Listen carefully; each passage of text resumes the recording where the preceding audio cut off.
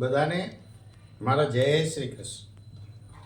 મિત્રો, આજે આપણે વાત કરીએ એક એવા સંબંધની જે બંને પક્ષે સૌથી નિરાળો છે. એ સંબંધનું નામ છે પિતા પુત્રીનો સંબંધ. જી હા, આ સંબંધ એટલે જાણે બે હૃદયમાં ધબકતી એક જિંદગી. પિતા માટે દીકરી એટલે જગતના કડવાહટ સામે મીઠો મધુરો ગોળથીએ ગયડો વિસામો, જેની પાસે બેસી અને થાકેલો હારેલો કંટાળેલો પિતા હળવો થઈ શકે છે, રિચાર્જ થઈ શકે છે. અને દીકરી માટે પિતા એટલે સમાજની તીર વર્ષા જેવી માનસિકતા સામે હેત અને વિશ્વાસનું બખ્તર. દીકરી માટે પિતા એટલે હૈયા વરાળને ઝીલવાનું એક અભેદ પાત્ર, જિંદગીનો એ રોલ મોડેલ. માતાના પ્રેમ અને જીવનના એના દરેક ક્ષેત્રના યોગદાનને ઇગ્નોર કરવાની, નેગ્લેક્ટ કરવાની, નજરઅંદાજ કરવાની વાત નથી.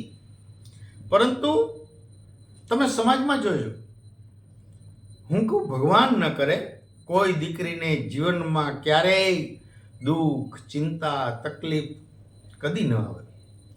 પરંતુ નસીબ કે કર્મજોગે જો કોઈ દીકરીને તકલીફ હોય, દીકરી ચિંતામાં હોય, તો એ વિકટ પરિસ્થિતિમાં પણ જ્યારે એને એમ સ્મરણ થાય ને કે હજી મારો બાપ બેઠો છે, સાહેબ, એ દીકરીને એ પરિસ્થિતિ સામે લડવાની તાકાત મળી જાય છે. આ છે સંબંધનો વિશ્વાસ, આ છે હૂંફ. એ તો સાહેબ જિંદગી જીવાડી જાય છે વાલા. પરિસ્થિતિ કદાચ કોઈને નિર્ધન બનાવી શકે, વ્યક્તિ નિર્ધન હોઈ શકે, પરંતુ આ જગતનો કોઈ બાપ ક્યારેય કંગાળ નથી હોતો.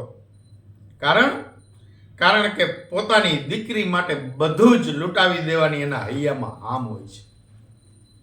સાહેબ, કાળ કર્મ જોગે કોઈ વ્યક્તિ અશક્ત હોઈ શકે, પરંતુ જગતનો કોઈ પિતા ક્યારેય નિર્માલ્ય નથી હોતો.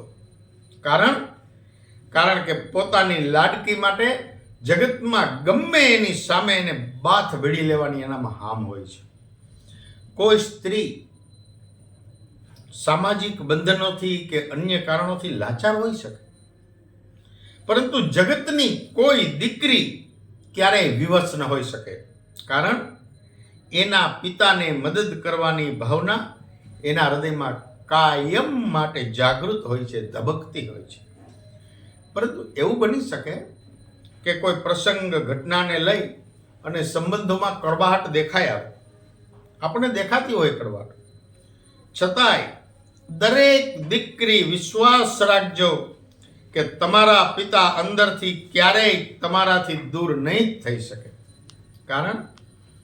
કારણ કે દીકરી એ બાપ માટે સંતાન જ નથી, હૃદય છે. દરેક બાપ વિશ્વાસ રાખજો કે તમારી લાડકી ક્યારેય જીવનમાં તમને બાદ કરીને નહીં જીવી શકે. કારણ દીકરી માટે પિતા એ માત્ર જન્મદાતા નથી, પોતાના આત્માની ઓળખ છે. બધાને વિનંતી છે કે કોઈની દીકરીને કે કોઈના બાપને ક્યારેય નીચા બતાવવાની કોશિશ ના કરતા.